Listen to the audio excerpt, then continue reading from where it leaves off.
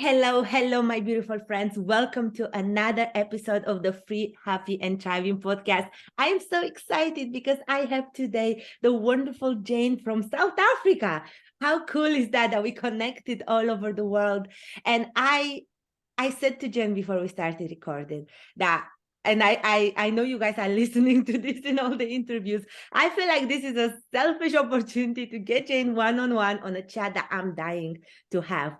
And also, I know that in our audience, mostly of mamas, mostly of women and entrepreneurs, I know that the topic of self-love, of body image, of taking that time for ourselves is so important. This is a journey that's been such a progress for me. And to have Jane, and once you listen to her story and her views on it, let's have this conversation. I'm just going to first introduce Jane and then we'll have a chat with her. So, Jane has been a personal trainer for 14 years and has heard every pain point of every woman she has ever trained. She realized they all had something in common, not loving themselves. So she realized she needed to create change from the inside out and not the other way around. Unselfishly Me, her course, her self-love brand, was born in 2018 and has been doing just that.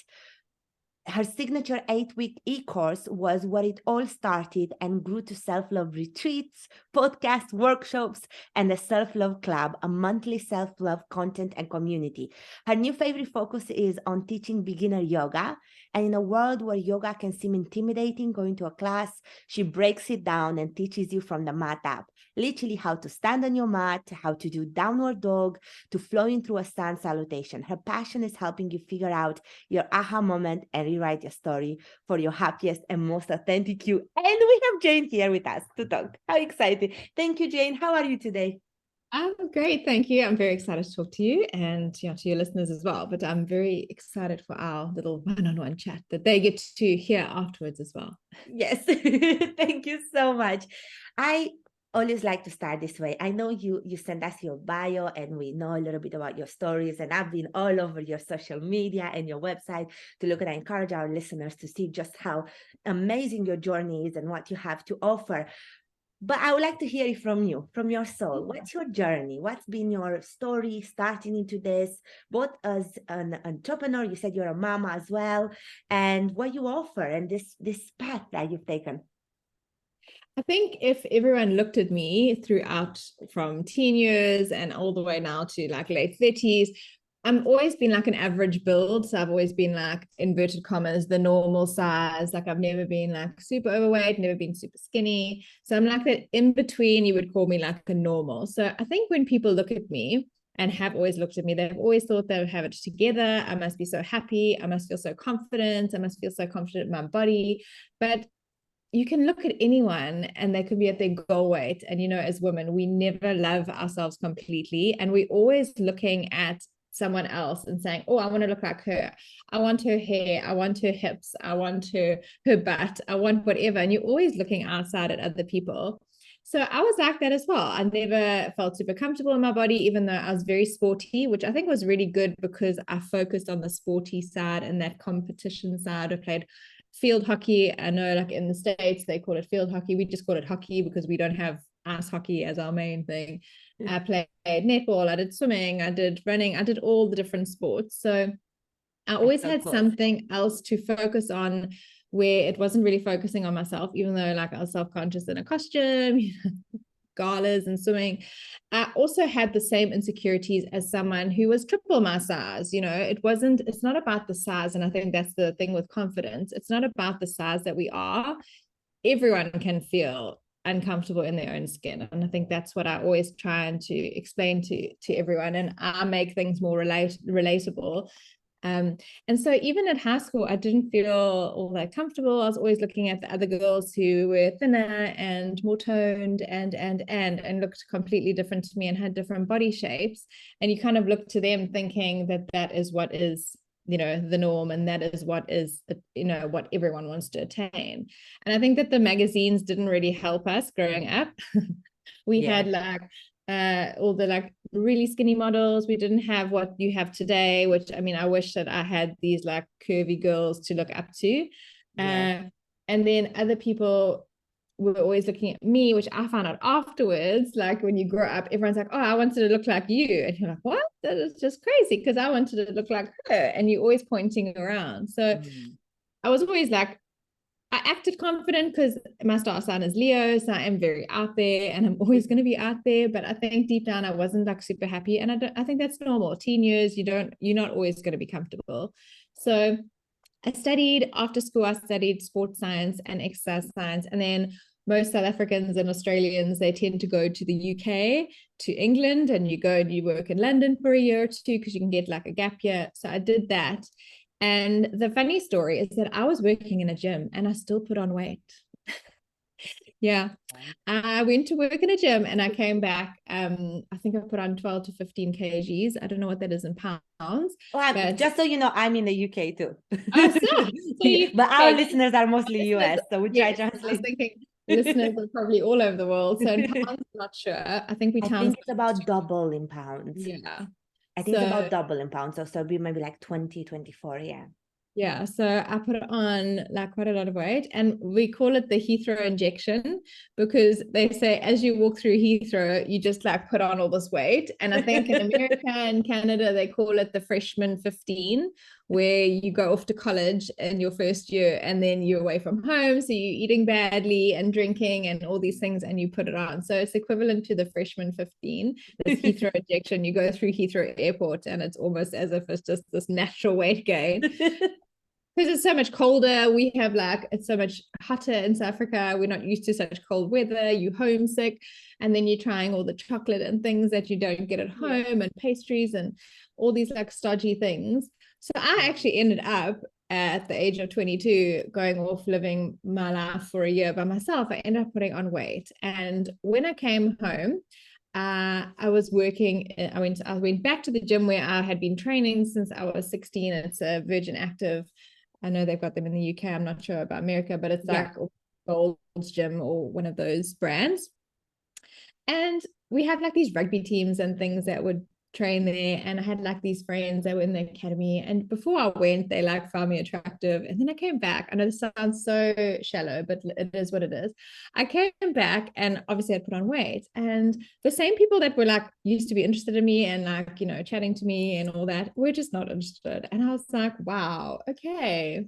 Yeah, the reality. We're going there. This is very shallow. Okay, I hurt my feelings a bit, and I actually started trying to train more, and I was trying to lose weight for their attention and not for myself. So I was trying to lose weight for the wrong reasons. And do you know that it would not come off my body? No matter how much I slogged in that gym, it would not come off. And when I started realizing this and realizing, wow, I'm doing this and who I'm doing it for, and I flipped it around and I was like, I actually don't care about these people. I'm just going to do this so I can feel more comfortable in my own skin and my clothes can fit again. And that's when the weight started coming off. So interesting how that one little shift, when I was doing it for myself and doing it for the right reasons, then it started coming off. And then I was happy and confident again. And then obviously that's when they come back like, hey, and I'm like, no. Now I see you. I see you, and I see me, and I'm going to stay with me. So it was very interesting and was such a good experiment for me. And that's when something shifted within me. Obviously, like, you know, riding the wave, starting work back in South Africa and finding my way again and my friends. And yeah, I was on a really good wave. I think I was, you know, you're not completely confident, but when something clicks like that, it like stays with you for a while. So I was 23 and I started feeling a little bit more confident in myself. I was training for myself and for happiness and health and feeling good and not for looking good. And it made all the difference. So that's always really stuck with me. And then, yeah, I was back for a year, and then I started working at that actual gym because I knew it well, and they didn't have any girl personal trainers. So I was like, oh, my brother actually said to me, why don't you go? Like, I'll help you with the rent for the first month and then, you know, carry on from there. So that's what I did. And I was the only girl trainer for 2 years there, and it was like, I met the best guy friends, and I just I loved it. And I think I really found myself there with training people and training women especially. And they would talk to me and confide in me, and they'd come to me for toning and weight loss. And you're almost like a hairdresser when you're a trainer. You hear all the stories, all the pain points, all the problems, how they're feeling. And I was always that trainer, and I still am, where I say 80-20 lifestyle. I was never like, cut out all the alcohol, don't ever eat cake, like don't have any cheat meals. And I was never like that. I always said, let's just look at your diet, what you're doing already, and change it so that it's more sustainable and it becomes a lifestyle. You can't live on healthy food alone. We are not built to be robots. Yeah. And if you want to be happy and healthy in your own skin, you have to love the skin you're in every size. And that is only going to come from loving the journey. So if you are restricting yourself so much that it becomes exercise as a chore, eating as a chore, anything as a chore, going out with your friends as a chore, it's not going to be sustainable. You're going to hate the journey. You're going to hate trying to change yourself, and you're not going to love yourself. Yeah. When you love the journey, completely different, and you radiate from that time that you start doing whatever program you're doing, because you are loving it and you're enjoying it and you are putting that time and the effort into yourself. So I really love training people, and I always said that to them, and I said, go look in the mirror and tell yourself something nice that you like about yourself. It's going to be hard at first, but even if you have to lie to yourself, you do it. You tell yourself that, you start seeing those differences, like, oh, I can see I've lost a little bit of my waist, my hips, I've got a centimeter coming off here, even if you don't see it at the beginning. And I didn't know it back then. Now that I've obviously studied and done all the research and doing more of the self-love stuff, but your mind only believes what you say. So you lying to yourself in the mirror is actually so powerful, because you will eventually start to believe it, because your mind only believes what you say. So if you keep standing in the mirror every day and being like, I love you, I love your shape, you are beautiful. Or if you're trying to lose weight, be like, oh, wow, I really am shaping down here. Oh, my arms, my biceps are looking really good. Whatever your journey is and what you're trying to change, whatever you say to yourself, even though you feel like an imposter in the beginning, you say it every day, you say it for 3 weeks, you say it for 4 weeks, your mind starts believing it. And then it doesn't become like an imposter anymore, because you're like, it's like, oh, I'm really happy with the way I look. Whatever you want to say to yourself, I really love myself. I feel really confident. Like all these little things that you keep saying to yourself, it starts adding up in your mind, and your mind believes it. And so the more you say it, even if you write it in your handwriting and you read it, especially seeing things in your handwriting, so important, your mind starts to believe it. So for me, telling them, I was like, go look in the mirror. And it started off with that, with clients and telling them all these things. And then a friend of mine had a baby, and she had a baby like 10 years before ever, like our other friend. So we both had no idea what to expect. So she had been training with me, and she looked amazing, and she had a baby. And I went the next day, because she was insane, and went home. Like they let her out like 5 hours later. So she just went home, and I went the next day, and I was like, oh, and she was like, yeah, what is this? And because she still looked pregnant, and we both didn't know, because none of our friends had a baby yet. And we were like, oh, it doesn't go down straight away. And she was like, no, I also thought so. And we were like, oh. So she was really hard on herself, because now she didn't know what to expect. So 3 weeks later, like she was cleared to train. And so she started training, and then she was getting frustrated. And I said, look in the mirror and tell yourself that you notice that you're losing weight, and saying, oh, my stomach's going down a little bit. Oh, it's deflating, whatever you want to change with your body. And she did that, and it started working, because your mind only believes what you say. So we still laugh about it and talk about it with our other friends, and saying like, this really changed her journey. She then signed up for like a bikini bodybuilding competition a year later, and she won.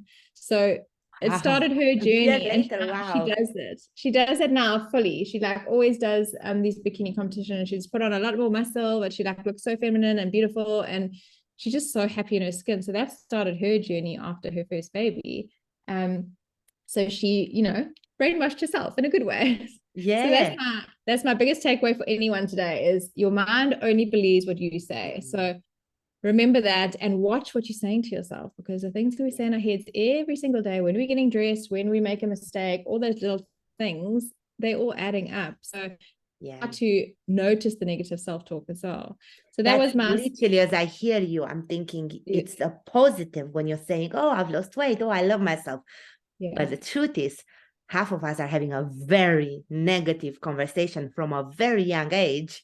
Yes. So that's actually scary, to realize that your mind only believes what you say, what you say, because that's actually scary. And probably why a lot of us are stuck with loving ourselves and our body and our weight and our things. 100%. I've started telling my 3-year-old that I'm like, we shall say something, not about herself, but just about like something in general about the house or whatever. And I'm like, don't say that, you're going to manifest it. Like trying to teach her from now how powerful her words are. But when I was working in the gym, I left the gym eventually and I was working from home. We had like a little studio at home, and I was always saying all these things to people and telling them to be kind to themselves while they're training. I think a lot of my guy trainer friends thought I was a bit soft, and probably still do think I'm like a soft trainer because I'm not hardcore enough and I don't have a six-pack and I don't like, and I tell them to be kind to themselves and 80-20. But you know what? That is what I resonate with. I don't resonate with someone shouting in my ear and telling me to drop and do 100 or whatever. I like, you know, positive reinforcement. So those are the people that I attract. And then I started going to yoga in 2018, and I went to a workshop and they're talking about the solar plexus chakra, which is where I learned all about your mind and how your mind only believes what you say. And something clicked that day, and I was like, oh, yoga is actually, it's really hard. It's like you have to slow down and you have to be with your thoughts. And that whole thing about positive reinforcement, speaking to yourself kindly, it flipped something in me where I was like, I've been doing this the whole time with all these clients, but we've been working on like the outside instead of working on the inside. So from that day, I was like, I want to work on the inside to the out, not the out to the in. And that's where it started. And I don't know, I believe in the universe and all those things. And I feel like I got like a download that day where I was like, this is what you need to do. And somehow, because when I went to yoga class, a friend of mine was being very negative to herself on her Instagram stories, and wanted to lose like 10 kgs in 2 weeks for her birthday. And I'm like, we're in our 30s. We don't do that anymore. We don't need to do that. And then that's what happened. Yeah, I was like, no, when we were 18, you know, I understood that, but no. So she was like, how can I do this? And I wrote back, love yourself more. And then she wrote, I can't. And I was like, ah. So that's when I was like, let me help you. And I started sending her mantras and videos that I found, like inspirational videos and things. And she said she felt better after that. So I was like, maybe I can make a course, because I'm very good at curating content. I can create content, but sometimes Oprah says things better. Why would I go and reinvent the wheel when Oprah is like Oprah, you know? So I got this idea to create this 8-week e-course. So like some of my content and then curating content around each theme. And that's how it started. I was so inspired. I created this whole course in a month. I was working to like doing my other work. And then at night, I was working till midnight, creating all this content. So that's how it started. And then everyone was like, well, let's do a retreat. And I was like, oh, okay. So I created a retreat, and then I created a podcast, and it just grew from there. And then it was eventually, so I had my daughter, I had her in the week after I launched my podcast in 2019. And then we kind of went into COVID. And so I had to take all my workshops online, and that's how we started doing workshops. And yeah, it's just really snowballed from there and grown. Been on so many podcasts overseas in America, UK, and it's been so nice, because I think it's nice for us also to connect, but also for our listeners to connect and kind of like reach people in different spaces. So I actually am from South Africa, but I've just moved to Portugal. We're in Portugal. Oh, I love Portugal. So we're in Lisbon. So only been here 8 weeks. So you were saying you've moved house. Yeah, I've been here 8 weeks as well. So I've been in a new house. Yeah, but I've just moved like a little bit further away in the different side of the UK. I love Portugal. When we traveled for the longest time, my boyfriend at the time, my husband now, we travel like kind of full-time nomads, and we lived a lot in Portugal in Airbnbs. We got married in Portugal. To be honest, everybody thought we were Portuguese. He has a Portuguese surname and Portuguese descent, but he's not Portuguese. And I haven't been in there so long. And like we literally just a little bit outside Lisbon, in like the Algarve, we got married. And it's my soul's home, Portugal. So it's so beautiful in there, isn't it? As you said that, I got goosebumps. I was like, oh. It's so beautiful, and I love Lisbon and everything. But your move is significant. Yeah, but the same timeline. Yeah. Yeah, it's so. I I think I've lost you. Which is lovely because now here, so that'll be nice. I'm excited for that. Been scouting locations to start doing like my self-love retreats here. The nice thing about the retreats that I did, I wasn't qualified in yoga yet. So I actually just do them as self-love retreats, not like yoga retreats, because I thought there were so many yoga retreats and people don't want to go on yoga retreats because they don't do yoga. Not everyone does yoga. So mine is focused more about self-love. So we do like guided meditations and journaling and talking on topics, and usually it's in like a nice nature place. So we go for like nature walks and sit outside and do all the content and things that I do online, but in person, and it's more individualized because then you've got me there and you can ask me questions and specific things as well. So I'm really excited to do that here.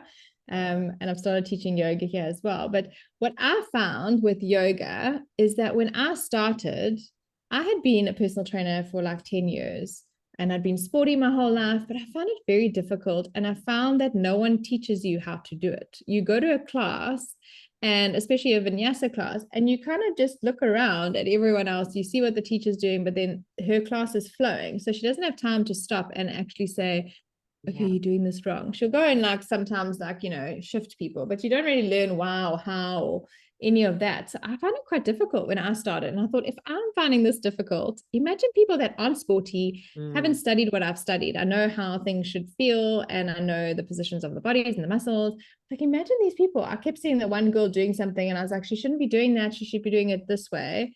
And it actually like it irritated me a bit because I was like, oh, I just want to help her, but I can't. So I thought that then I was like, if I do teach yoga ever, I'm going to just focus on teaching beginners because no one's doing it. And that's exactly what I did. I was resistant to it. It kept coming to me and I was like, no, I'm not going to study it. I'm not going to ever use it, laughing now because it's my favorite thing to do. But the power of intuitive guidance. Crazy. It was like the end of 2018. So I'd been doing yoga for a year and I was like, yes, I'm going to do it. And then I was pregnant and the guy that I wanted to do it with was like, you know what? The timing of this course is going to be really hectic. It's going to be like the last month. You're going to be so pregnant and you're going to be tired and just leave it for a year. So I was like, okay. And then I was like, nah, I'm not doing it. I don't want to do it. And then it came to me like it was January 2021. And I was just like, it was in my head and I had such a bee in my bonnet that within a week I'd found someone, I had signed up and paid my deposit and I was like, started. Then a week later. When you know it's time. Yeah. So it was the hardest time in my life with like a little one and it was crazy and it was still COVID but I've got it done and I'm so glad I did because I've been teaching for, a year and a bit now. Like a year and a half and I really love it and it's so rewarding for me. And I think because I literally teach people how to squat for a living and break down the exercises, for me it's easier. My friend who teaches vinyasa said what you do is so much harder than what I do. Like I could never just teach the poses and break them down and go slow like that. And I'm like, well, I don't know if I could just do a flow class for an hour. Like I like teaching the poses and reminding them how it should feel, reminding them how to get into the pose. So literally from the mat up, like how to stand on your mat into Tadasana or mountain pose, like from there and then going into it. And then every week we reiterated, so that eventually they'll know where to go without me telling them. And then from there we add a new pose, so they're always learning and growing and it's getting a little bit harder and harder, but at the same time they're getting the maximum benefit because they understand how their body should feel on that mat, where it should feel. Okay, I'm walking around, I'm touching you here on your shoulder blades. Okay, you should be feeling it here. And like once someone's touched you where you should be, you kind of remember and you can almost feel the hands that are still there, but they're not there. It's phantom hand touch. I'm doing that now here as well. And because so many of my friends don't live where I was living in Durban in South Africa, they were like, please, they're living in the UK and Ireland and everywhere. Please, can you do an online one? So I created a beginner program that is online. So anyone around the world who wants to start yoga and learn how to do the poses properly can do that program, and they can actually sign up and do it in their own time and learn those poses. So they can feel confident going to a class and know, oh, I know how to do this now. I know how to do downward dog, how my arm should be, rotating my arms, doing this, doing that. So that has been my favorite thing as well. And then I've just started about a month ago teaching here.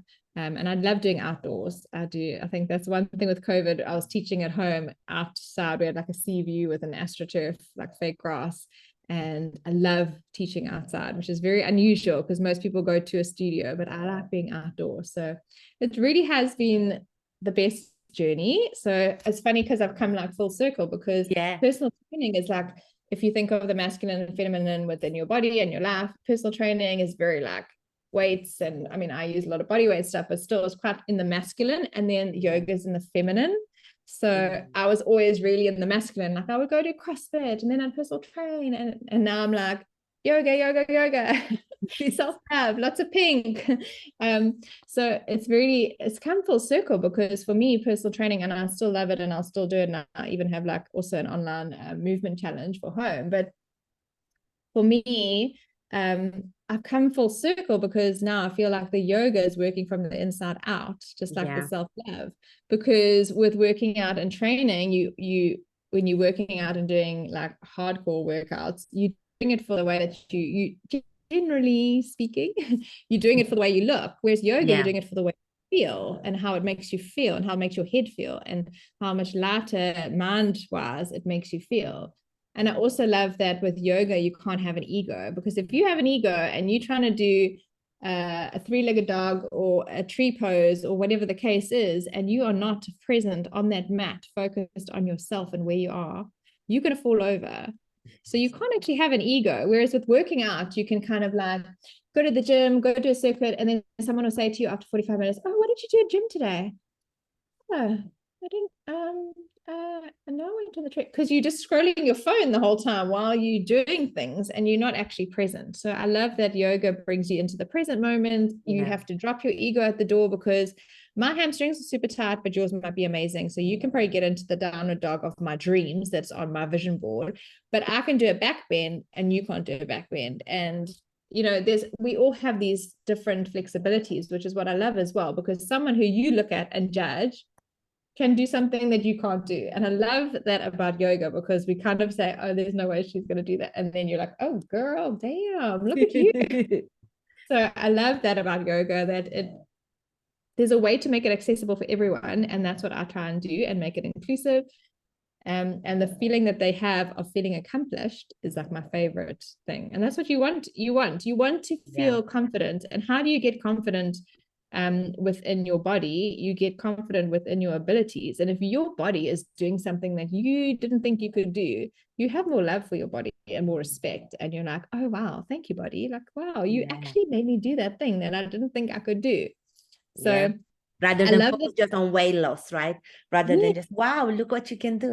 Exactly. And it's being appreciative of your body and loving it for what it can do for you. Like can do and does do. Like we don't even think, like you are breathing all day, every day, and you don't even have to think about it. You're like, so that's my little, each yoga teacher has their little tagline at the end. And I'm like, okay, they're sitting there and I'm like, okay, thanking your body for everything it has done for you today, everything it does do on a daily basis without you even having to think about it, and will do in the future. And then thanking yourself for being here on the mat, like giving yourself that time. So I'm very focused on loving your body, even in the yoga classes. And I'm like, and when you're doing tree, don't say in your head, my balance is terrible, because it's going to be terrible, because your mind believes what you say. But if you say, my balance is improving, oh, wow, I feel that stretch so deeply in my hamstrings. They're lengthening. My hamstrings are lengthening. Like saying like positive things, it makes such a difference. It sounds really woo-woo, but it really does work. So true, though. It's so true, though. That's the thing. Me back in the day, I guess if we had this conversation, maybe I would have felt like, now I would have believed it, but I might have felt like, oh, there's no way that really works. Like just saying the positive things. But life has brought me enough on the journey to realize that everything you're saying, I connect so much with it, because it's true. It's true. And if you're not doing it positively, you're doing it negatively, right? You either say I'm out of balance, or I'm doing this right. Wow, look how I'm progressing. You're saying something. Half of the time we're not quiet. Saying something. So we're either hurting ourselves, or we're, appreciating ourselves. And someone was saying something, I was listening on a podcast or something, and they're saying like, if you're not doing something, or you're not saying something, that's also like a reaction, or I can't remember the wording. But for me, if you're not being positive and you're not saying anything, isn't that just being a negative? You know, if you're not doing that positive, saying something positive to yourself, and you're just being neutral, that also has an effect on you. So why don't you want to rather be positive? And also try it out. So you could be like, oh, it doesn't work. But have you tried it? Have you tried saying a positive affirmation to yourself every day for 30 days? Yeah. You know, then come back and tell me, you know. Yeah. So there's always going to be people that attract, I have friends that always like attract negative and attract drama. But the thing is that those people are not trying to actively create a lighter framework for themselves. They're not trying to vibrate at a higher level. So letting go of negative, creating these positive mindsets and saying these positive things to yourself and putting it almost on like speed dial. That's going to help you to become a more positive person. And I know you can't, like, especially with people that have anxiety and depression, I have friends like that, you cannot say, just be happy. And they've got some people that say, just be happy, but they can't. But my training with them and friends of mine, I'm like, but what about if you could just plan to be 5% more happy tomorrow? Just 5%. So those people that are saying those things to you want you to be 100% happier. What if you just did something for yourself tomorrow that was 5% happier?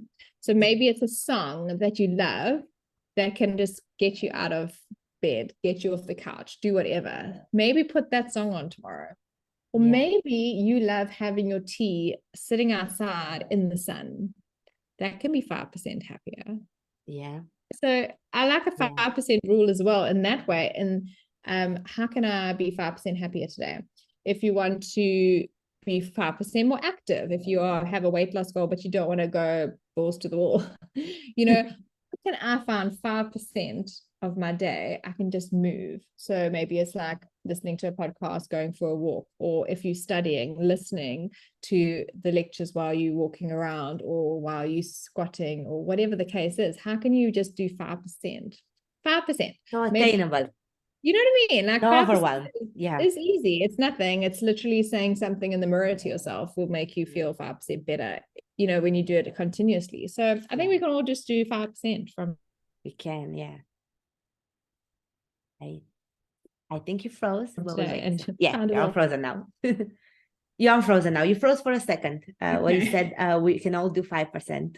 Yeah. So I think that if we, instead of trying to be 95% better, 80% better, 100% better, if you can just do 5%, it's so attainable. It's like saying instead of 100% of your day, it's 5 minutes of your day. Can you journal for 5 minutes? Or can you listen to a guided meditation going to sleep? What can you do to feel 5% happier? I mean, you know, I love that so much. Yeah, 5%, just a little bit. Yeah. Tiny, but it's tiny, but adding up, it makes a huge difference. It's better than sitting and feeling really crappy about yourself when you could literally just go outside for 5 minutes. And also just like a little woo thing tip. If you want to get the best and quickest way to get out of a bad mood, obviously anxiety, depression, completely different, but it can work a little bit. Obviously, if you need medication, completely different. But if you can shift your body, so if there's energy within you that is feeling really negative and yuck, the quickest way to actually get it out of your body, because everything is energy, if you go and do some research, everything is energy, is to move. So even if that is you moving out of your office and going to outside, if you have a home office, going and moving from, you know, your office to the lounge, whatever it is, if you can put on a song and dance, if you like yoga or want to learn yoga, if you can do 2 sun salutations, it can be anything, but just doing a little bit. So 5 minutes of moving can actually shift your energy. So if you're having a really bad day and just feeling really emotional, sad, frustrated, it could be anything, move. It doesn't have to be for an hour. It can just be 5 minutes of movement. So put on a song, tap your foot, even that is movement. You know what I mean? You're shifting that energy out of your body. So do whatever makes you feel inspired and can make you feel better about yourself, and shift you out of that mood, because that is the quickest way to create a happier day tomorrow, is to get you out of that funk today. Exactly. You know how when you just said this, I thought about this, and I'm finding, and I bet you too, on this kind of like journey of discovering all these self-conversations and thoughts with children, I find that they are teaching you observing them and being on this journey, they're teaching you almost such a raw thing in life. When you just said that, I literally had this situation this morning where my husband was the little ones in the morning, and then I was with them, and then we kind of like shift our schedule because we both do our businesses from home. And I actually asked him, oh, they're just like my eldest, my 4-year-old was just putting biscuits in my coffee and just doing all the cheeky things. I'm like, what's going on? Like, what did they do the hour before with you? And then he said something that we do all the time, that it's our rules, which is just shift the room, just shift, like move them somewhere else.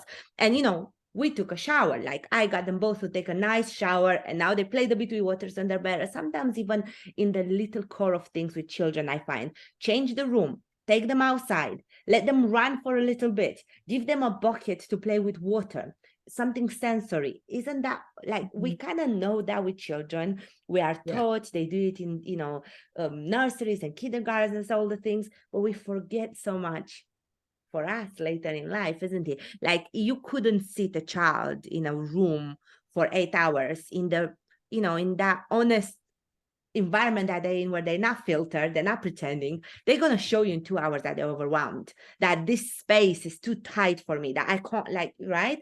Yeah. But adults, because we filtered all of this, even within for ourselves, it's so much harder to realize, well, of course I'm overwhelmed. I've sat on this desk for the whole day. I've drunk a million cups of coffee and didn't drink any water. I've said a whole bunch of negative things to myself, and then I'm feeling bad, right? So yeah, I like when you said that, I thought straight away, like, we do that all the time with the children, but I think it's so hard to really create a space for ourselves. I'm literally going to write that down. Shift the room. I love that. It makes complete sense. And also, like, water especially is so healing and calming. So that's why. So when we moved over here, and we moved out of a house, and we were staying in our little granny flat. So it's like a garden cottage. We have in South Africa, there's a lot we have a lot of space and big gardens. So you generally have like a little garden cottage that either your mom moves into eventually, or you rent it out. So that's like our landscape there. So we had to move into ours, and it's a 1-bedroom one, and there's like 2 adults, one like almost 4-year-old, 2 dogs. It was a lot, and a shower. And I'm used to a bath, and she's used to a bath, so she baths every day. And when we moved here, we moved into one Airbnb and then another Airbnb, and it was I was like, I just want to have a bath. It's like 8 weeks of no bath, and I could feel it. Like, I could feel how it makes me feel different. And she was different, and the time zone's different, and the culture is different here, going to bed later. I'm like, I just need the child to go to bed at like 8:30 because I'm exhausted, because I want to go to bed 8:30. But it's like 10 o'clock, and I almost feel like a shower wakes you up, because the one mom was like, yeah, but it's fine. I'm like, no, but a shower wakes you up in the morning. If you have a shower, if you have to get up early and go do something, you get in the shower because it wakes you up. So she's like showering, this little thing, showering. It's so hard to shower a 3-year-old. And it's almost like it woke her up, and she wasn't getting that calm playing in the bath with toys. It's very peaceful. And same for me. Like, I felt like I couldn't just lie in the bath and just decompress because there was no bath.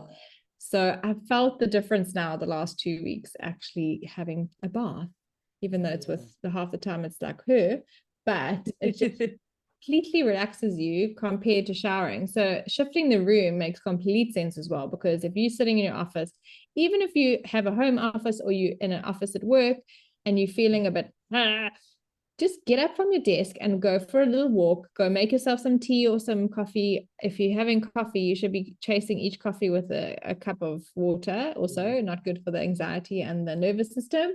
But go for a little walk and, go make your tea. In the UK, when I worked at the gym, the one gym there, some of the other staff smoked, and I don't smoke. So they would go up. So it was like almost like a little dungeon gym, like underground. So I was in Edinburgh in Scotland. And they would go up for a smoke break, like for 10-minute smoke break. I was like, okay. So I was like, I don't smoke, but you get to go and take 10 minutes of every hour. So I would go for a sunshine break. And I was like, I'm going for a sun break because I'm cold and I'm not used to it. So I would go upstairs and I'd just go have like 5 minutes sun hit. That's so clever because most of us, we go through that, but we can't say anything because it's like allowed for smokers, but not, not, that's so, that's so clever. I'll go Like, for I'm a gonna sun break. going for a sun break, bye. And they're like, all right. I'm like, well, it's not written in your contract, so it's not written in mine Yeah, either. let's make the rules. Yeah. Yeah, so it really that shifted me because that got me out of the literal dungeon and up out into the air, and I was like, oh, this feels so much better. So yeah, I love that. I'm keeping that, shift the room. I love that as like a saying, like it definitely. And the only way to shift yourself is Yeah. to focus on what you can control as well. So you can control your surroundings in a way where you can move out of that, especially if you have people that are toxic and you don't have good boundaries with them, or toxicity in the workplace is huge. And so it is very important for you to remove yourself from those situations when you're feeling uncomfortable and not feel guilty about doing that. So if that's you just going outside for a little breather, or being like, hey, does anyone want, I'll go get the coffees today, if you walk down to like a coffee shop or something, and just making it like almost like your chore. Meantime, it's not a chore because you just can't wait to get out of there and have a little walk. You can be that designated lunch fetcher or whatever the case is, just to make that time for yourself. Yeah. I love that. Oh, Jen, I love so much your story. I love so much how you followed your intuition to find like what you really wanted to bring, how your journey took you through all this self-discovery, through all these journeys, right, of really finding what's within. I want to share something on the podcast that I couldn't see more fitted than here on this chat with you, because it's not, I don't in my brand, in what I teach, I don't teach anything really related to health and wellness or weight loss. And to be quite honest, it's been the biggest struggle of my life. So one of them, at least, the same, I don't even know how especially young girls are having it in this generation of the Instagram and the filters and things. But I hope with the plus size models and all the good stuff, I hope they're having it better. But just like you said, we grew up with filtered magazines that we didn't even know were filtered. I wasn't aware they were filtered until I was quite young. I remember sitting at places in like this, like beauty shops, and trying to buy creams that get rid of my pores, like in a magazine, so unaware that that's not even possible. And I'm just spending money there. But here's the thing for me, and I feel like this is such a special thing that we are here on this podcast, and you shared your entire journey of being so sporty and then putting on weight, and then finding that in that process you was your internal self-talk. I am currently in my life right now at my heaviest weight ever, but I'm at my deepest point of self-love. I am looking to shift my weight because I don't feel it's a healthy weight, like for sure, just for that. But the crazy thing is, I had this realization, and you touched on it, and I think pretty much us all girls did it. You touched on it from your beginning of your journey. We've traveled a lot within my journey and my business journey, my life, with my boyfriend at the time, who's my husband now. And there's a couple of pictures of us on holiday where I was probably just maybe at the just fittest. You can talk about body fat and that. And I looked at the picture recently, and I had this maybe like a year or two ago. I had this just really sad realization as a grown woman now, just how much I disliked my body then, but just how good my body looked. And I have kind of looked like that at pictures over the years, because I've kind of always fluctuated and pretty much always gone up over the years. And I used to think like this. So I want to share this story with you here, because I can just sense how aware you are of this. And I don't think I've spoken to anybody just that is a personal trainer and teaches all of this, that's so like related to the within. I used to look at them, like, let's say in 2017, I looked at the 2012 picture and thought, oh, wow, I used to look so good then. Negative thought inserts straight away.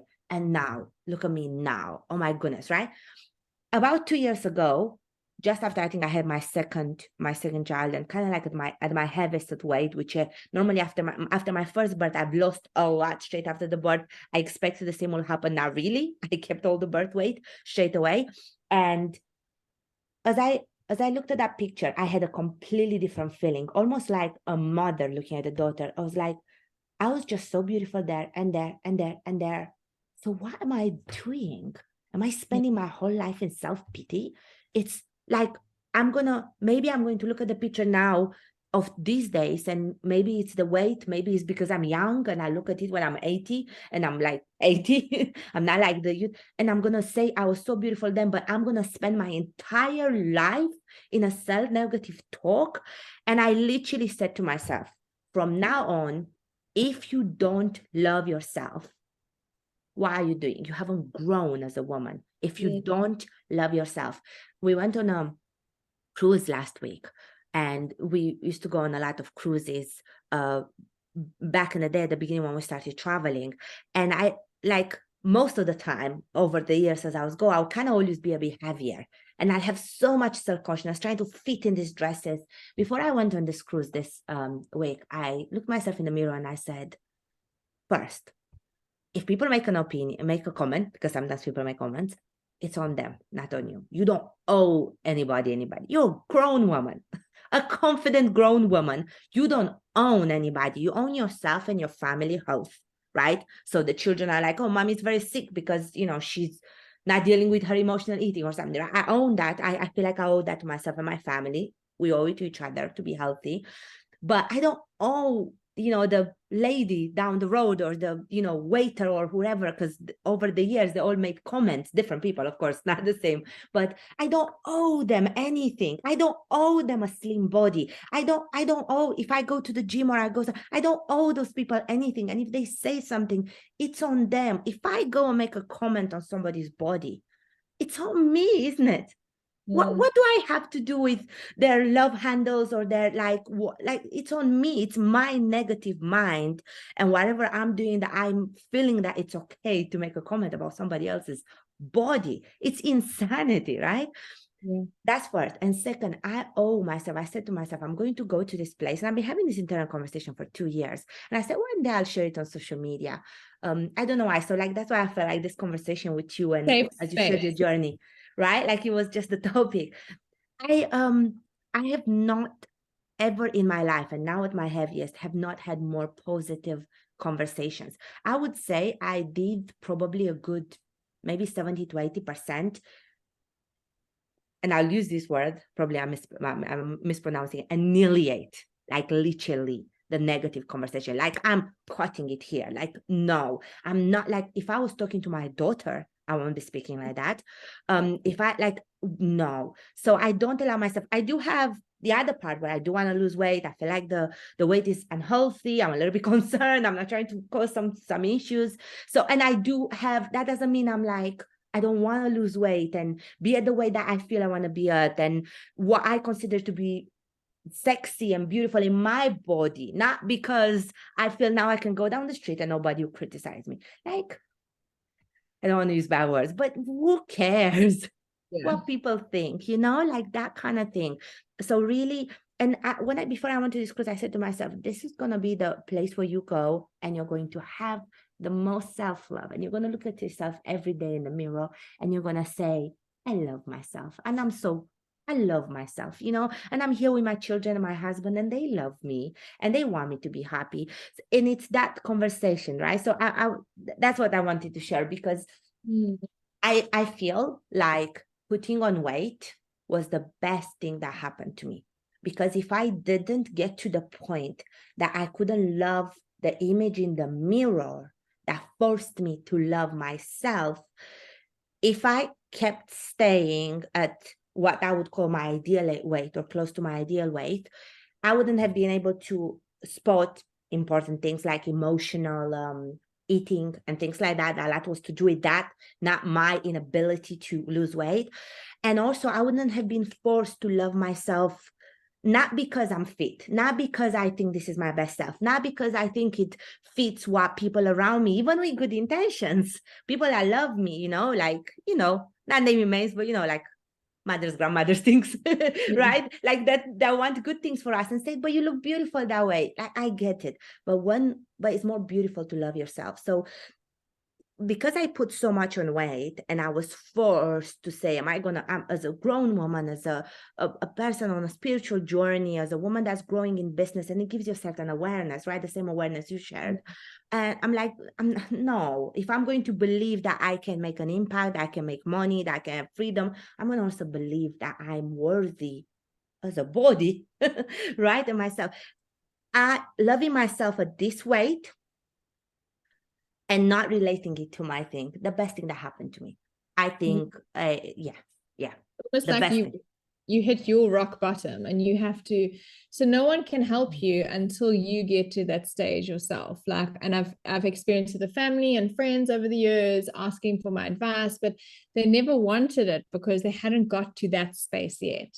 Yeah. And the one thing I want to say, I love body positivity. You'll know from just looking at my social media, like I'm like super inclusive. And I mean, I've just had a friend that I've been talking to her for like 5 years, and she actually commented, she just had a gastric bypass a year ago. I was one of the first people besides her family that she told. We were chatting about it from like a self-love point of view. And I said, and she was like feeling shame about making the decision. I'm like, but this is self-love. If that's what you want to do, and if that's what you need to do. So I knew, gosh, I've got goosebumps again, but I knew a good 4 months before like the public, because, you know, she announced it on social media and stuff. And we spoke throughout it. And I commented on her like post the other day saying like, I'm so proud of you. Like you were amazing then, but like now the conversations that we have now are so much deeper and more spiritual and a completely different side of you. And then she'll just like, thank you for never judging me when I brought, you know, these conversations to you. Because especially as a trainer, you'd think that I would be like, and we had actually did a podcast together. And I said to her, like, when you first told me, I was like, ooh, it's quite like, that's quite hectic that you want to do that. And, you know, but as I listened to her and what she was saying and the word she was using, I realized that this is a psychological thing as well, that she's never going to be able to move past. And she did it for her health, for her kids. And the thing is that I'm always all about like healthy at every weight, like loving yourself at every stage. But my one thing with body positivity, and it's not about the people promoting it, it's about the people that comment on the social media posts, is that some people think that you cannot want to lose weight, that if you are at a certain size and you are posting about that size and that you are happy in your skin, you shouldn't want to better yourself and to lose weight. But I disagree, because I agree with that, with what you're saying. Yeah. You need to love yourself at every size. And if you want to be smaller and go back to a healthier weight that you feel is healthier for you, and who cares if you want to look better, because maybe that's what you want and what you need. But you're doing it for your health, you're doing it for your children, you're doing it for yourself. And that is the main thing. So my advice to everyone as well, especially if you are bigger than you used to be, or you've always been bigger, but if you want to lose weight, like, do not let anyone stand in your way. Like, don't feel that people are going to judge you because suddenly you want to lose weight, or you've been posting about being body positive for the last 5 years, even if you have 1 million followers on Instagram, and you suddenly want to now lose weight and to see what it's like on the other side, or see how it feels to be 2 sizes smaller. You do you put yourself first. Self-love is not selfish, and that is the whole name of my brand, is Unselfishly Me. Like, there's nothing I love that. Setting boundaries and telling people where to get off and how to treat you is not selfish. You know, doing things for yourself, whether it's mind, body, spirit, is not selfish. You are on this planet once as this person in this body. If you want to lose weight in this body, you lose weight in this body. If you want to put on weight in this body, you put on weight. You're here once. Do you really want to be miserable and listen to other people and worry about people judging you? Or do you want to put on that bikini at the size that you are and run into that ocean and live your best life? You know, that's it. That's it. And you're so right about that, because I also see the same one. What I see, and I'm not like, I don't teach, I'm not in this space like that, I guess, apart from being a consumer, but I see the same thing that you said a lot of times. If it's body positive, it needs to be, I love myself about that weight. And again, I try to take just what I for myself say, a grown woman approach to the young girl that I was inside for a long time, influenced by people's opinions. Who decides, is this my body or my body? Like, who decides? I'm saying body positive in the sense of I'm not going to not love myself because I walk down the street and a stranger who, or I posted something online and a stranger who I'll never see or I never know, or other people are commenting about it's like, imagine if somebody made a comment about your fingers, you would feel like, what's that comment? Well, the same extends to your body weight, to your hair, to your, to your shapes, to your things. It's just, it's crazy that over this time we're giving so much power to so many people. And over the time, really, I think this may be the best we've done, but generations of us women, we've allowed this and we're allowing it into our minds, and we kind of do it to each other. So if I want to body positive in my mind, for me, again, not as somebody that does influence or does anything to anybody, is me loving my body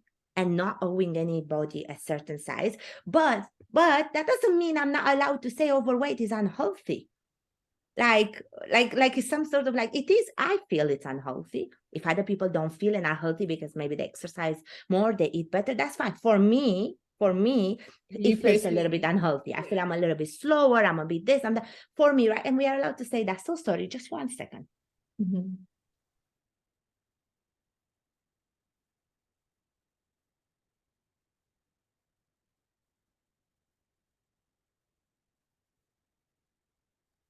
I like to be super real. That was my husband looking for the charger. so this is because we're not gonna cut this out. So always a charger. Okay. I'm like, that's mine. As I'm going like, us women, we're not doing this. And my husband just sitting there. Sorry, I just need the charger. Like, what did I just walk into? We are changing lives here, buddy. Yeah. He's probably gonna, I've got 2 boys, right? He's probably gonna be like, come on, boys, let's run. I don't know what's happening here. But yeah, everything you said, we don't owe anybody anything. Just like you said, like, we live one life. And I love your brand. I love what you teach, Jane. I love your perspective. Wow, it was so fresh to have this conversation with you. It was, I feel also like a godsend conversation to kind of get this word out. And also like hear you speak as somebody that has studied, taught, exercised, and all the things on all the parts of the science and the internal, and that it was your and this comes to everything, because maybe some of our listeners are not like on a health journey. Maybe it's just like you said, shifting energy and anxiety and self-love through yoga, to everything you said about yoga. By the way, every single time I've gone to a yoga class, I felt overwhelmed, like I'm doing it wrong. It's so refreshing to hear the teaching the beginner, because unless like you're maybe like super flexible or these things comes easy to you, it's actually the reason I would say I didn't stick with yoga and Pilates was because I just thought I'm doing it wrong. So you didn't feel accomplished, and we need to feel accomplished, like we've done something and we've done it right, and we feel like we've achieved something, because that's when you want to keep doing it, as if you've achieved something. So I definitely think it's, with all the study, I mean, I've got an honors degree and everything with sports science and that side of things, but I honestly feel like I was meant to do this, like teach beginner yoga. Like, I honestly think that is like my biggest passion, besides the self-love. I mean, I weave it in, but I feel like the whole journey that I've been through with exercise and personal training has led me to this point. And I don't think I would be as good a yoga teacher if I didn't have the personal training background, because I know how to teach. Like, teaching someone how to squat and someone how to lunge in the gym is the hardest thing ever. so I think because I've got that background, it has made it easy for me to break down the yoga poses and teach them in that way. So I'm just so grateful for my whole journey, the good, the bad, the putting on weight, the losing weight, all that rubbish too. Like, it's led me to where I am today. So I have to be grateful for it all, because I wouldn't be here if it wasn't for that. Exactly. And you can hear the intuitive journey in your business. So it's like, right, as a business owner, you can hear how you're looking for nudges. And even, you said separate from the self-love, but to me, it sounds the same, because a lot of us are doing yoga, Pilates to get fitter, to calm our mind, to do that thing for ourselves, where we want to take care of ourselves, right?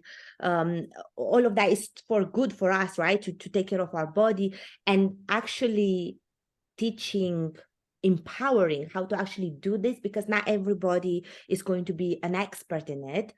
Most of us, I assume that majority of people, well, probably not majority, but a big part of people that do yoga, I know myself included, might not know everything about yoga, but we like it as a form of like relaxation and body stretching. But if we don't know how to do it, we're gonna feel like, oh, I can't do it. So and then you miss the gift, right? And you are giving people that gift by saying, hold on, I'll show you how to do it. I'll empower you so that you yourself can get this out of it. I love so much you, Jenny. I obviously we're gonna chat a little bit about now how people can find out more about you and how they can connect with you. But for everyone listening, for everyone watching, I want you to know that all these links will be on the website, in the show notes. So you're gonna have access to everything that Jane is just about to say about how can we connect with you, Jane? How can we, whether it's learning more about your, just being in your energy. Your energy is amazing. It's such a send you some energy. refreshing ways. And I just studied Reiki. I forgot to add that. I've gone to done some energy healing and stuff as well. So I'm very excited about that. I'll send you all some good vibes. Yeah, I love that. You already do. The way you speak, the way you share. And you know what? I really loved how you shared your journey. I think that a lot of times when we share the progress of the journey, we share a lot the overall, like, oh, like I used to think, oh, I feel better in my body now, but am I actually saying I looked at pictures and I did that? How to say, sometimes if you don't share the practicality of your journey, people cannot connect in the practicality of their life. They may just be quotes, really sound like quotes to us. But when you hear, I put on weight, I had my friend make this decision after birth, I had my friend make this decision for the surgery, I had this is how I dealt with this. And I really love when people are willing to share that raw journey in their life, in their business, in their learnings, because I'm a firm believer that every time we share something, people don't necessarily take what we're trying to teach them. They just take what they connected and they came to hear. Yes. And they came to say, oh, that's the answer I was looking for. So I thank you for being so open and so genuine. Honestly, it was an amazing conversation. Where can we connect with you? Instagram, I'm very active at Unselfishly Me. I'm trying to get on the TikTok trend, but I don't post there as I forget about it half the time. So Instagram is my best one. It's Unselfishly Me. And then my website is also Unselfishly Me everywhere, basically. My podcast is Unselfishly Me, Facebook. So on my website. And then if you're interested in doing beginner yoga, on my website under courses, it's there. I think it's $24. It's like under $25. All self-paced, and you can learn in your living room without having to watch other people look at you.